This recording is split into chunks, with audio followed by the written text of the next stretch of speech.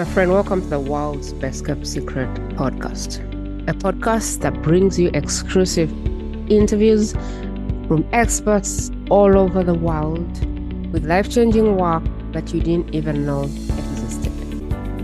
I'm your host, Prima Jobs, a partner for those that are ready to take their life-changing work in front of those whose life or business depends on it. Please follow or subscribe for more.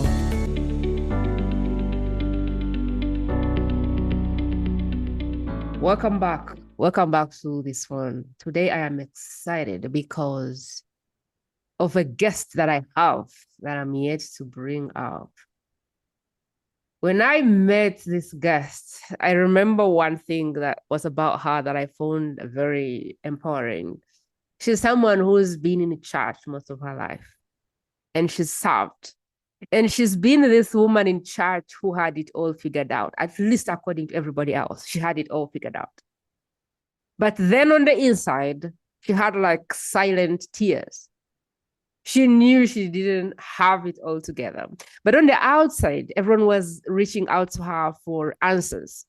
And I felt like this is a perfect example of how you can stand tall, help everyone, serve everyone, but deep on the inside, you know that you're crying, you know that things are not going well, you know that the self-talk that is happening for you is not okay. You know that when you wake up in the middle of the night, you want to cry because you don't like the life and you don't like the appearances and you don't like keeping up with that thing of, oh my God, everyone thinks I'm successful or I'm happy, but I know that I'm not. And so I wanted to have this conversation with her because really the work she does is very beautiful. And she helps Christian women literally peel off the masks and step into their true identity. I thought she should be perfect to bring on. And I thought that most people would resonate with her because of her life, what she's been through, and what she really, really stands for. LaTorcha, welcome to the world's best kept secret. First of all, I'm really excited to be with you and having this conversation today. Yes, thank you so much for the interview. I'm excited about what we're about to talk about because, as you said, there's so many women that this is going to resonate with. Yes. So before we even dive in, LaTorcha Polati is a retired Army veteran, 23 years of service as a veteran. She's now dedicated to empowering women, Christian women, as a certified Christian life coach, and a spiritual coach who is certified as well. She also calls herself a determination coach. Who knew? Like, I didn't even know there was something like determination coach until I met this speaker. LaTorcha helps women overcome low self-esteem, impostor syndrome, all mainly that come from unhealed trauma. And really, she helps them remove those masks that keep you from breathing and hide your true identity for the longest time. Through her programs, both one-on-one and in group containers, she guides these women to amplify their voice, overcome the wounds that they've carried for the longest time, and confidently step into the version of them that God meant for them in the first place when they were created and put on this planet. LaTorcha, what did I miss there that is so key about the work you do that people need to hear it right now? One of the things is that most women who have the mask on are surviving.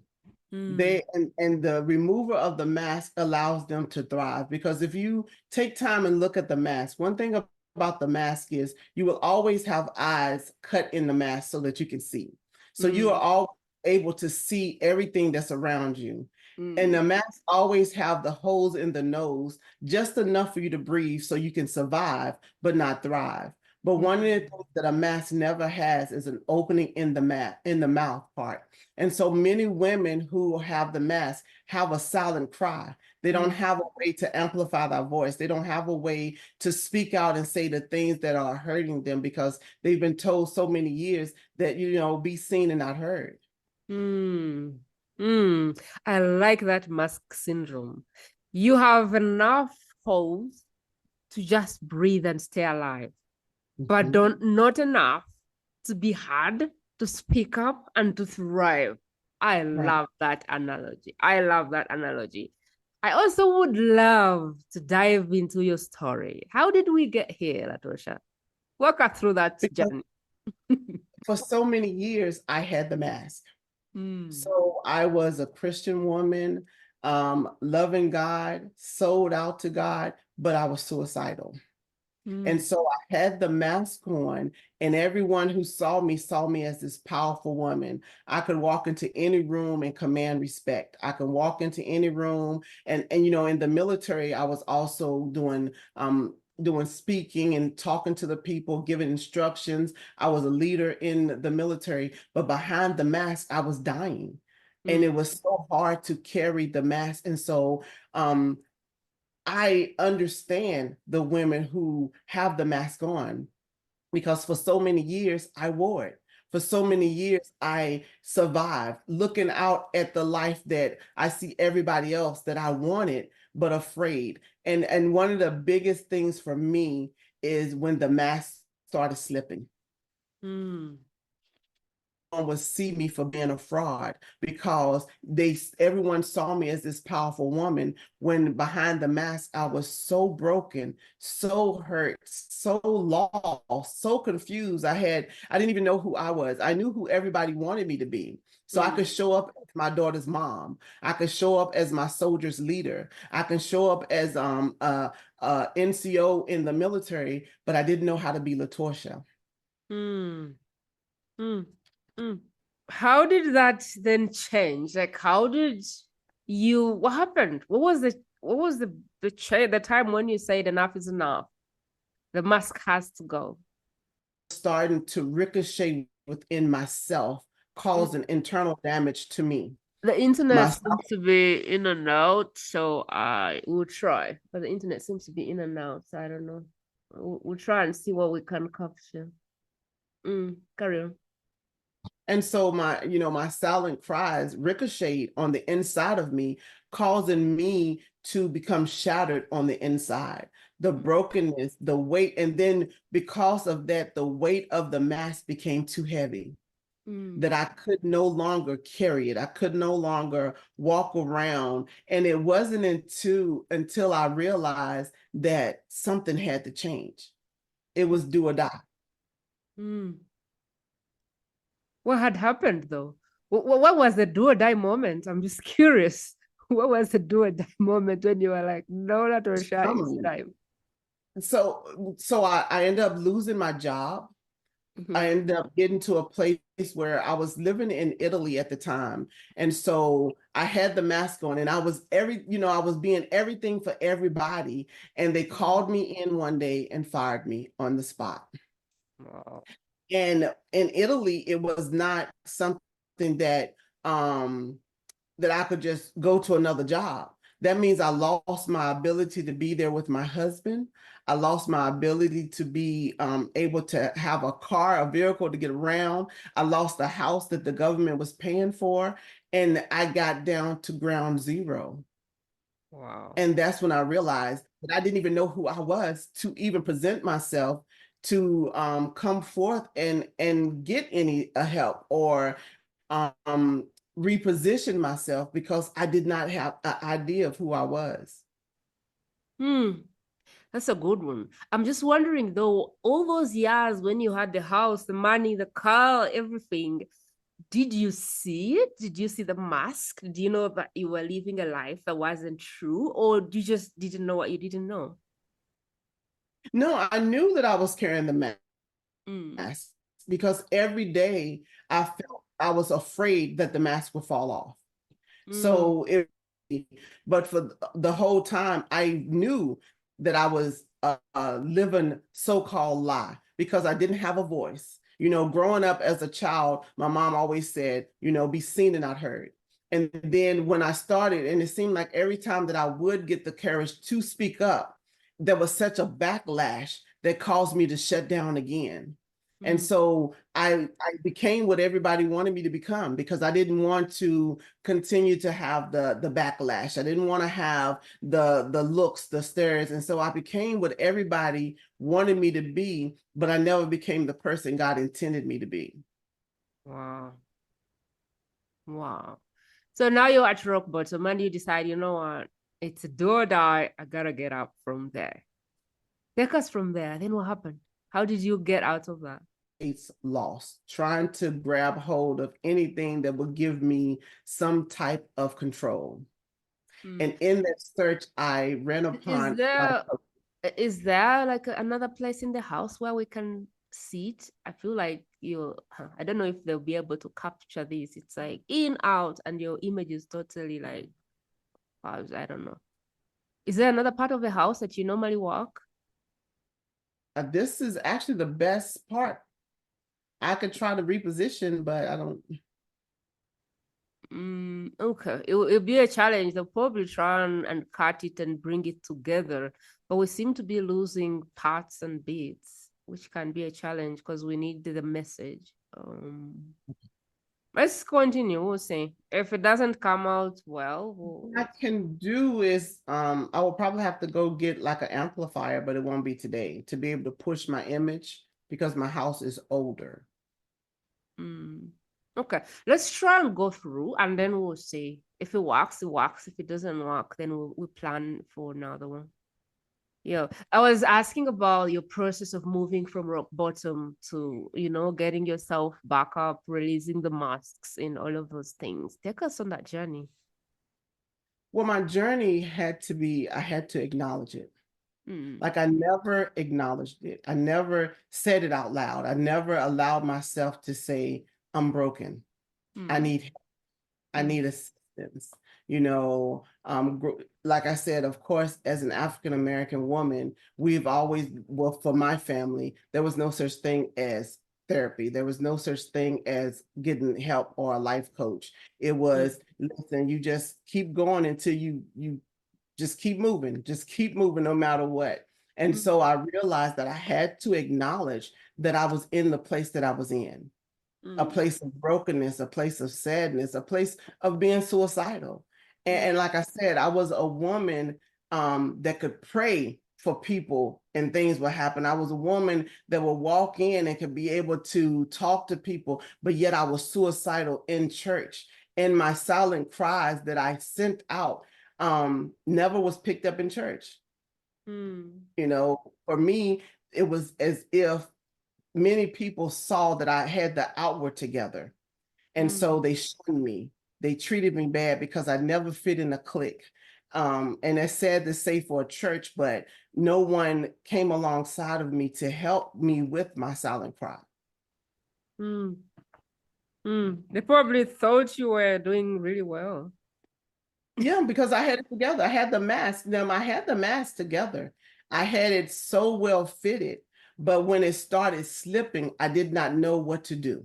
When the one thing that I had to do, I had to now reveal the lie. Like I had to tell myself, what is the lie that I've been telling myself about me?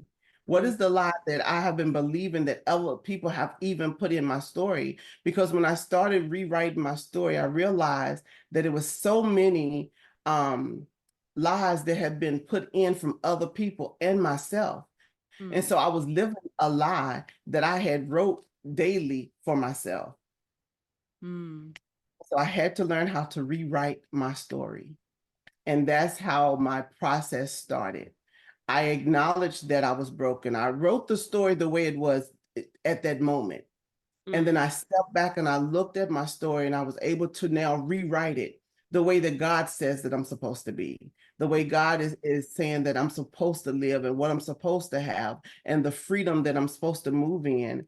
And then I had to forgive myself and forgive others, the ones who lied to me. And that's what got me into inner healing. Because I realized that in inner healing, in letting go of all the stuff that I was carrying on the inside, I was opening myself up to have a freedom that I've never had before. And then I trusted the process. So number one is acknowledgement. You acknowledge yourself. You know what? Mm-hmm. I need help. Talk about African women and thinking they are like Iron Man or something. You couldn't tell my sisters today to get a marriage coach or a coach for anything. They think they're like iron ladies. So I really like understand that fact. You now get to terms with your story. Okay, like what story am I telling myself? And you're like, Mm-hmm. I need to rewrite this story. Why did God want for me when He created me? What is the story that God wanted me to have? And three is I need to forgive myself. I need to let go of anyone I think has been responsible for this. And that is Yeah. how I'm going to heal. So now you do inner healing. And then after that, what else? And then I just trust the process because I realize that my process is someone else right to get through. So in my process, I give someone permission and a pathway to now walk into freedom. So is this your exact signature process, or do you have some tweaks and additions to it? I know you have a similar process right now that you use to help women. Is this the process? Acknowledge, then deal with the story, like acknowledge the one you have, rewriting your story, the one that you actually want. Get into Mm-hmm. that forgiveness mode, have empathy on yourself and forgive everyone that was, involved in those masks. Then Yes. that is when you can open yourself to heal. So inner healing and trusting that that's a process that works. Is that your process today, or is there more to the process today that you use to help women? Well, that's my skeleton process. But with each woman, I've learned that each woman is different. Even though they have the same process, they have to rewrite the story. It's not, my program is not a cookie cutter program. And so when I sit down with the person, we have the process and the steps, but I also allow them to tell me their story. So by me asking them, I would ask them a simple question is, what is the title of your story right now? And from that title that they give me of that story, we can now lay out the plans of where the lies are in the story. We can pinpoint the lies in the story, and then now we can revamp the story. We can rewrite the story in a way that they understand that I don't have to walk in shame. I don't have to walk in disappointment. I don't have to walk in anger and bitterness, that I can walk in freedom in loving myself and loving others. What is the hardest part? I know you've been doing this since COVID, right? Yes. What is the hardest part of this transformation? What is the hardest part of dropping these masks and getting free, whatever that looks like for people? The hardest part is I'm working with women that are faith-based, that are Christians, that love the Lord. And so the hardest part is getting them to acknowledge that I am not whole. I have a problem because they're afraid of what others are going to think about them. They're afraid of being exposed. They're afraid that someone is going to really see that, that I'm not the person that I'm portraying myself to be. And so the biggest part is getting them to realize that this is a safe place, that you can walk in with your mask with me, but I will help you take it off during our session. But before I allow you to leave, I will help you put your mask on until you feel comfortable enough to say, I no longer want the mask. That part was so good when you said it, because I can imagine if I am first lady, or what do they call the women in charge? Pastor's wife. Is it Mm-hmm. first lady or something else? First lady, yes. If I am first lady and we have a million believers and people hold me to that standard, I got it. I'm praying for them, they're healing. But inside, things are dark.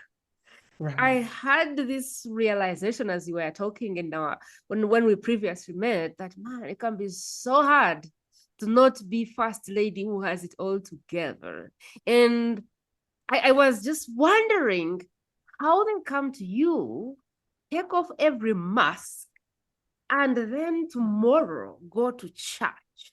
I was like having a very tough time reconciling these two until you decide, you know, we're going to take off the mask, go through the session, and put it back on. You go to church and do your thing until you feel like you no longer need the mask. That was so good.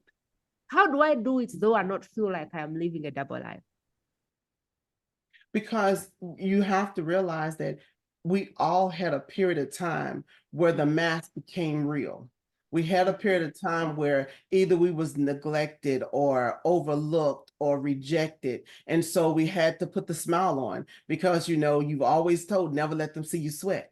Never let them see you have a bad moment. Never let them see the real you. You have to put forth the face. You have to just make it happen. Do what you have to do. And so, you know, I think so many women have been handed the mask, excuse me, has been handed the mask at a young age, that it becomes such a part of their life that they don't even realize it until the heaviness of the mask is there.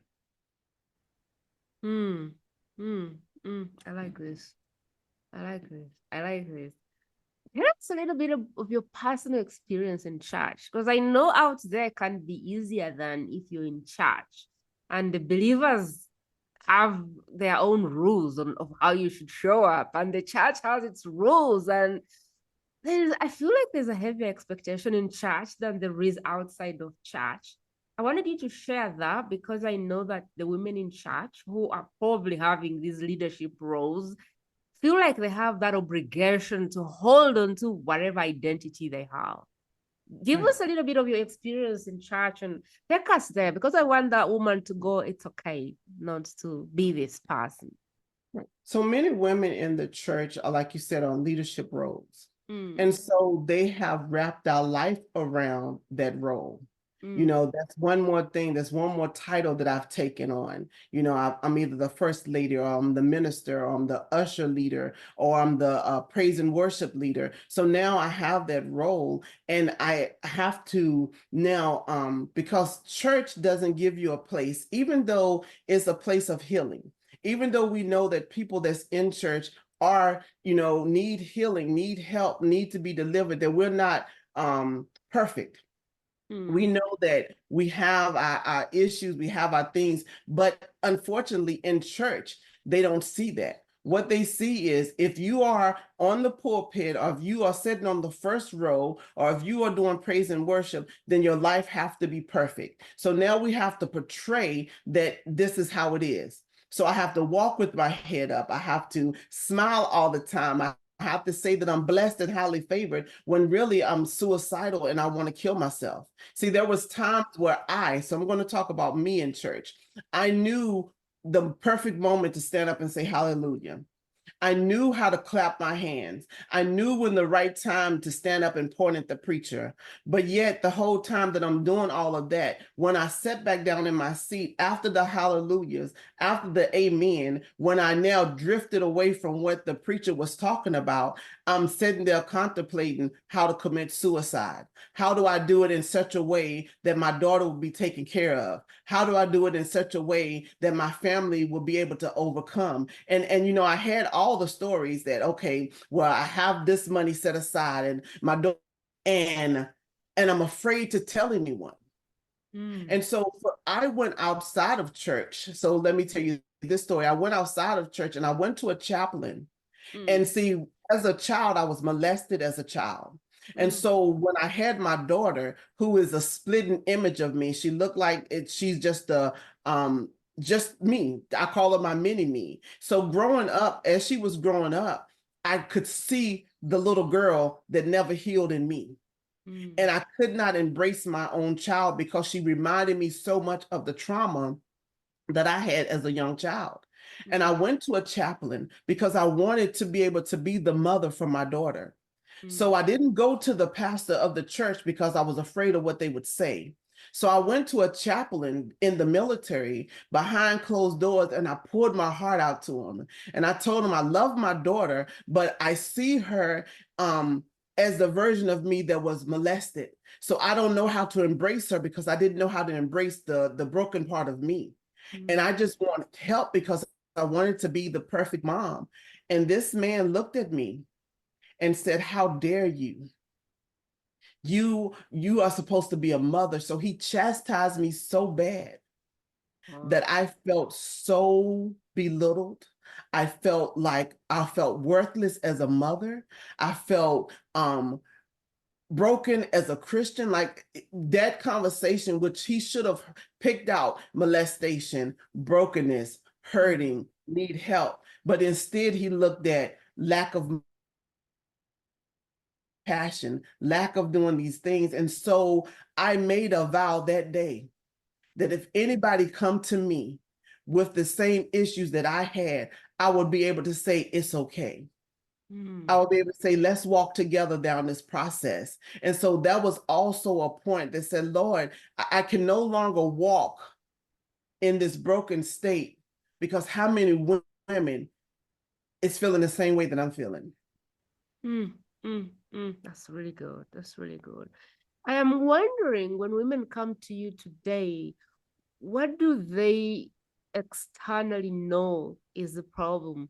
Because you probably didn't always know that that childhood trauma was coming up or was within you until you saw your daughter and she kept triggering that, or she kept bringing that up in your mind. So I'm just wondering, if I am listening in and going, I'm first lady and I struggle, what are some of the signs that I may be perfect for the work you do?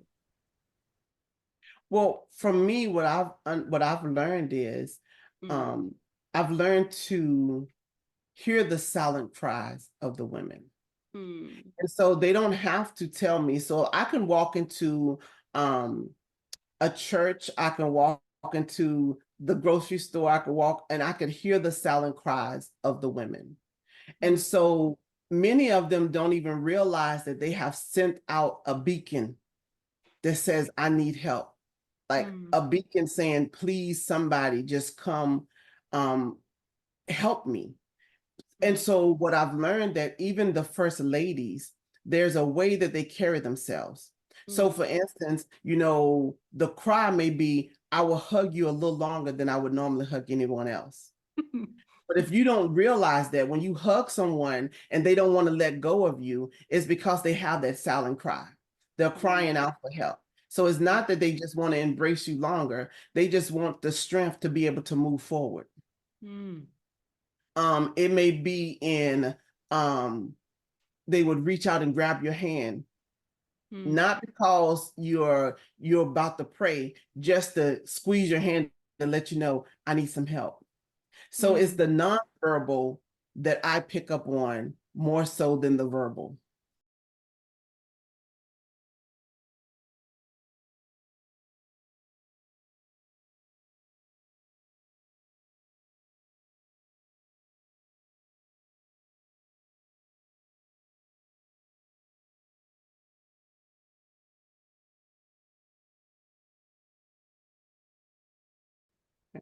Well, what I've learned is just give them a place. Just give them a place to be.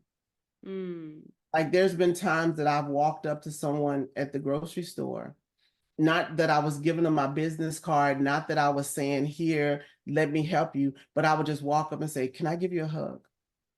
Can I just give you a hug? Or I would walk past them and I would smile and say, you are beautiful. And in that moment, there's a break. Now, if our paths cross again, or if they see me somewhere else, then they'll say, hey, can I talk to you? Hey, can I just, can we go out to lunch, or can we go out to breakfast? Can we do something? Because they know that something broke in that moment.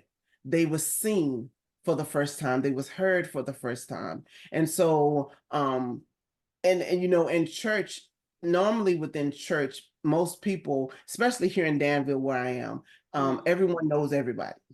And so it's nothing to say, well, I'm 6'2". So do anybody know the 6'2" minister or the tall female? Because that's how they really recognize me. But it's in that being able to see them.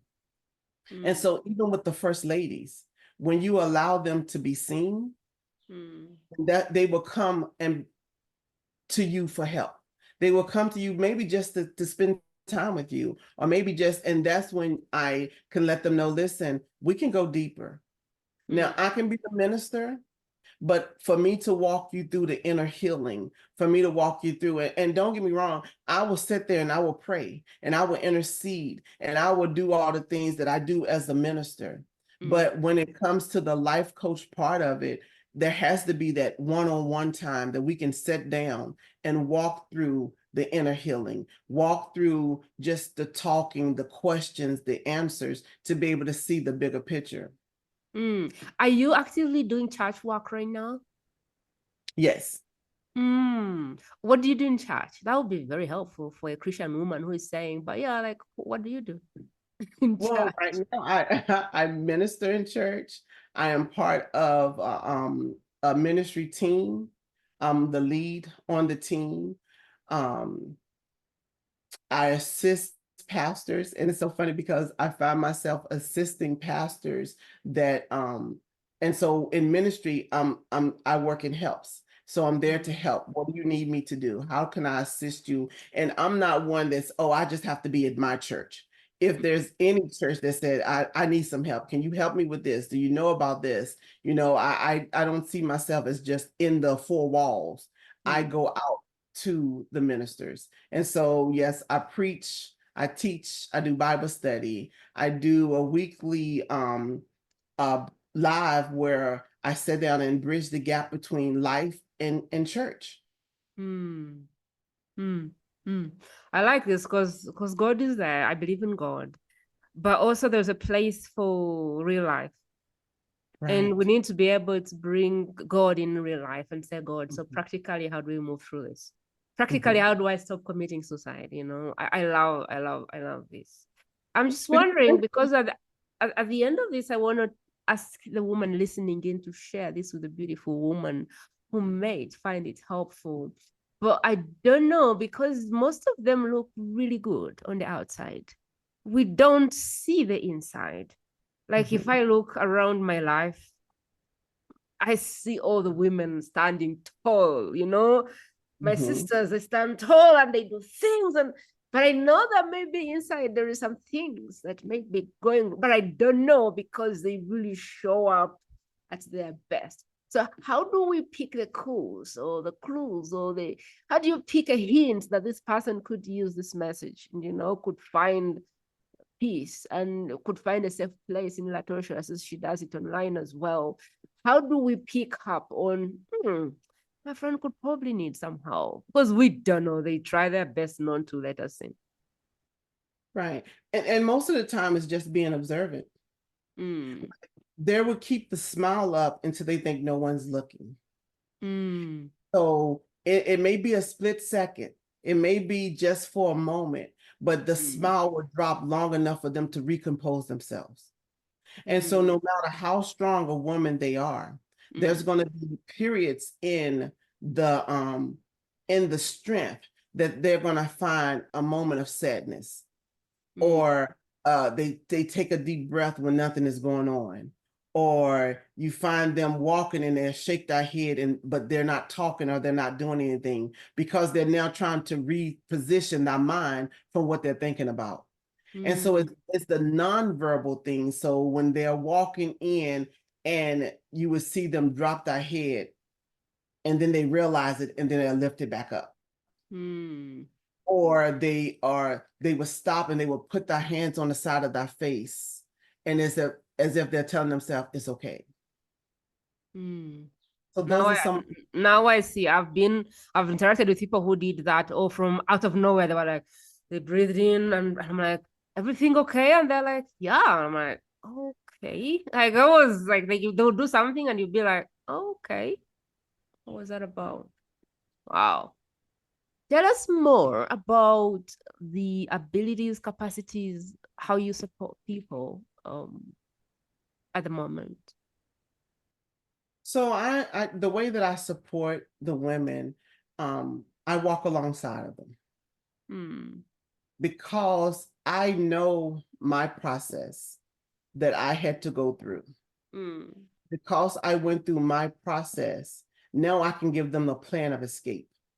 Because my process is their plan of escape into the freedom that they need. And so with me walking alongside of them, I can see what level of the process that they're in that I had to go through. And so I know if they're just starting off, I know if they've been doing a little reading or listening to podcasts or just meditating, I can see where they are in the process of where I went through. And so I can now do the plan from that part. I love it. So you went through the pain so they didn't have to. You became suicidal so they don't have to. Because all those are levels. Maybe level 1 is you don't really like yourself. And level 2 is probably you're trying to do everything to make up for that. And maybe level 3 is something. And maybe level 10 is, okay, now you're suicidal. I wonder though, I do have a question which looks like taking you back. I wonder though, what are the types of masks people wear? Maybe I have some and I don't know. What are the types of masks we can put on over time? You know, life is life. It happens to us sometimes. And who knows what mask one may be carrying? I don't even know how many of them there are and how to kind of think through them. Right. I don't think is the different. So the mask, what, you know, if you saw my house, I have masks everywhere. But there's something about masks where you have a place on the inside that there's places where you can carve your name. So the person who made the mask, there's a place where they can carve that name in the mask. And I think that's what people over time, it may be they may have a position where only one side of their face is covered, and they just keep adding to the mask until it become a full fitted mask. So they start off with maybe I just need rosy cheeks, or I just may need my eyes to look a certain way, or I may need my smile to be a certain way, because as a child I was told that my smile is ugly. So I may have to put on a certain smile because I don't want them to see that smile that everyone has said about me. And so but the mask really is the rejection, the regrets, the shame, the disappointment, the not feeling worthy. So these are the masks that they put on, and it becomes layers and layers and layers until that's what makes it become heavy, because they keep adding to the pain, the brokenness, the rejection, the not feeling good enough. And then they present themselves, and then they worry about imposter syndrome, because everybody see me like this. Everybody see me as a powerful woman. Everybody see me as a manager, as a leader, but I'm broken on the inside. I put my face on for everyone else, and then I walk in behind closed doors at night and I cry myself to sleep. I have to redo my makeup in the morning 2 or 3 times because I've cried myself so much before it's time for me to walk out the door. Wow. I'm looking at the normal world, and because I haven't been in church, like okay, I go to church, but I'm not like, we don't have like that church pastor relationship of like we stay in church forever. So I look at the way this shows up, and maybe it started with a job, and then you got obsessed with being promoted and getting a better job and a better job. And then maybe that didn't do it. And now you said, okay, I need to marry maybe the richest person in the planet or whatever, married the pastor, who knows? And then you realize that wasn't enough. And then you said, no, maybe if I have 5 beautiful kids, that will do the job. The kids came and it didn't work. You now decided if you ate everything you could, that would help. It didn't. You just decided you wanted a bigger house. That didn't do the job. Bigger car didn't do the job. Maybe you're now on your way to buying the plane, who knows? Or now you're now really addicted to shopping. I can see like how someone, or maybe it's alcohol, or maybe it is whatever. I can see what the mask is. You try to do things to fill that gap. And until you realize it's not working. Right. So there's always a void. So, like you said, you're not always like many women. I've talked to women who's in church and women who's not in church. And so my niche is Christian women, but all women carry a silent cry. All women carry the mask because they have had something in their life that has been a void and they don't know how to fill it. They don't know how to feel whole. They don't know which way to go to be themselves because they've always been told, well, listen, I have to go to work as your mom. I need you to take care of the children. So I need you to be the mom in the house. I need you to be the big sister in the house. So the titles have been placed on, the mask have been placed on from a childhood. And so we know that if I don't have an identity, now I'm the second mom. Now I am the big sister. Then you get married and now you're no longer, now I'm my husband's wife. Then I have children. Now I'm my children's mom. Then I go to work and now I'm the supervisor. But I never knew who LaTorcha was. Somehow in the shuffle, LaTorcha never became known. I never had time to sit with me. I never had time to realize my likes and my dislikes, what I don't like to do. And it's crazy because I had to learn, like I had to go out and do things because I didn't know who I was. So I was like, well, do I like hiking? Let me see, let's go hiking. And then I realized I hate hiking. So I had to learn what I liked, not what everybody else, because I knew what everybody else. I knew my daughter's favorite color. I knew my husband's favorite color. I knew my friend's favorite color. I knew everybody's stuff except for mine. Wow. So you felt like you were living everyone else's life, but not yours. Yes. Wow. I was living up to the titles. But I never lived up to the name. That is so big. Big sister, wife, first lady, leader, grandmother, who knows what else. Yes. Wow. I love where we've landed with this. So if I was thinking, you know what, I am ready to work with you in any of the capacities that I can, whether that's one-on-one, whether that's group, whether that's, small round table, I'm ready for the next step. What should they do to take that first step of faith? Book a clarity call with me. And in the clarity call, we will sit down for 15 to 30 minutes. And I would just let you, and there will be, of course, the questions, tell me who you are, how do you feel? And in the talking, I would ask, what is your story? Like, what is the title of your story? And then we will be able from there to lay out, because once they realize that I could hear the silent cry, once they realize that I could hear what's the unspoken things, that way, then we can go into understanding that this is a safe place. I love that. And it's funny because I think it's many people in churches who are chasing the prophets. And they're not so much chasing the prophets because they just want to be seen. They want to know that God sees them. They want to know that God has heard their cry behind closed doors. And so when they walk to the prophet is able to reveal to them what they've said to the Lord, or reveal to them the question that they've been asking God for. And so in that moment, they feel validated, they feel seen, they feel heard. And I say it that way because, but yet they still walk out. They know that God hears them. They know that they have the answer, but then they walk out and they still don't feel worthy enough for the call.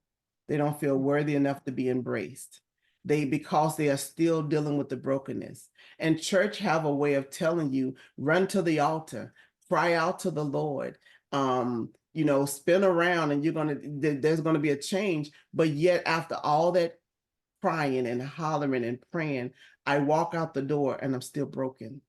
And so reality sets in. And then I get to the place where, God, do you even love me? Do people even know me? Like, why am I still in this broken state? Why am I still in this stuck state? And so that's why the inner healing has to happen. That's why the wholeness have to come. Even the woman with the issue of blood, she never got she got healed the moment she touched him. But she didn't become whole until she told him the whole story. And then he called her. She went from the woman with no name to daughter, and then from daughter to being healed, to being whole.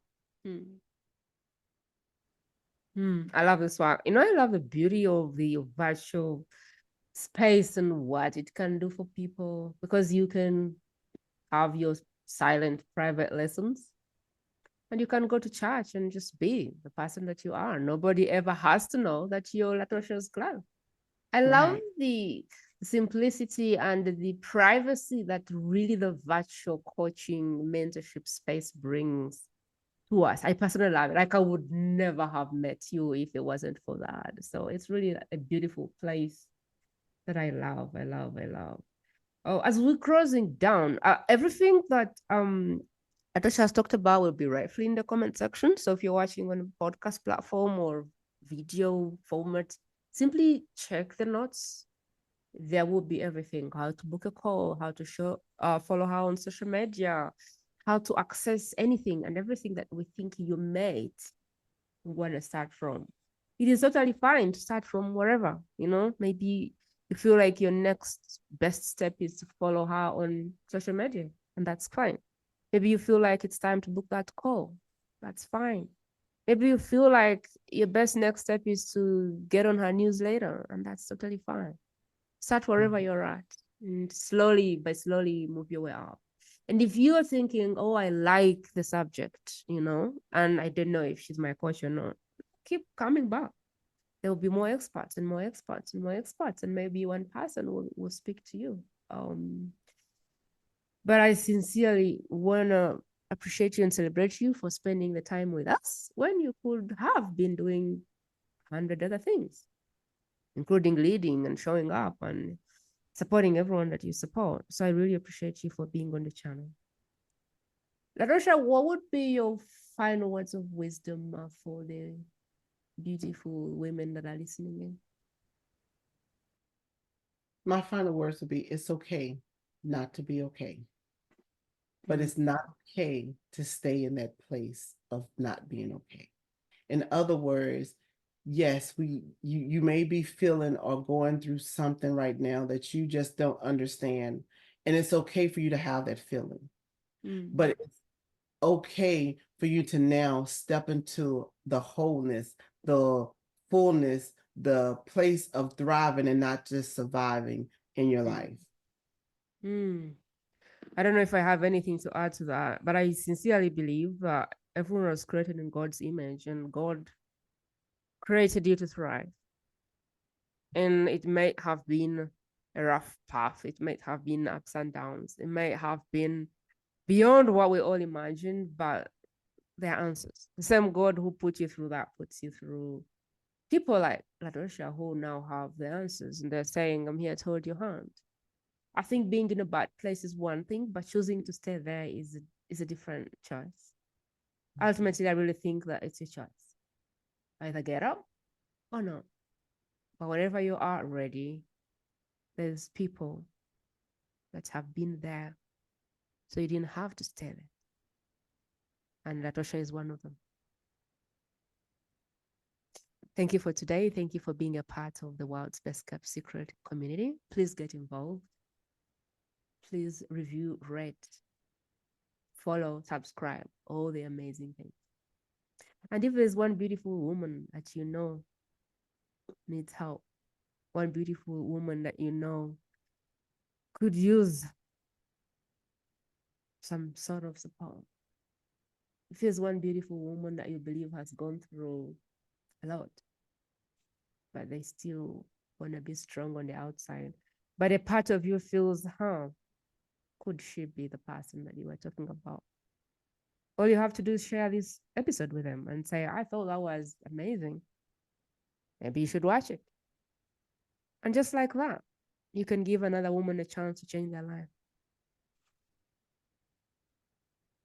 I believe that there is a lot of things we can do, but the most powerful thing is helping another woman, another human being step up for themselves and change their life. I don't know that there is anything we can do as human beings to help another human being other than saying, I saw something here. I think it may be good for you. I think you may like it. That's all we can do. There's no marketing which is going to go beyond you sharing this message. And I've been in marketing for the longest time, for 10 years now. There's no effective marketing that goes beyond you deciding that there is a woman you want to share this message with. None. If you shared it and she shared it and the person she shared it with shared it, that is it. That is all we need to get LaTorcha in front of everyone that she's called to serve. So this is my calling. This is my call on you to share this message with just one person, just one that you believe will benefit from it. Until next time, my friend. That is it, my friend. To listen to more exclusive interviews like this one, simply go to the world's best kept secret podcast.com and select interviews based on preferred topic.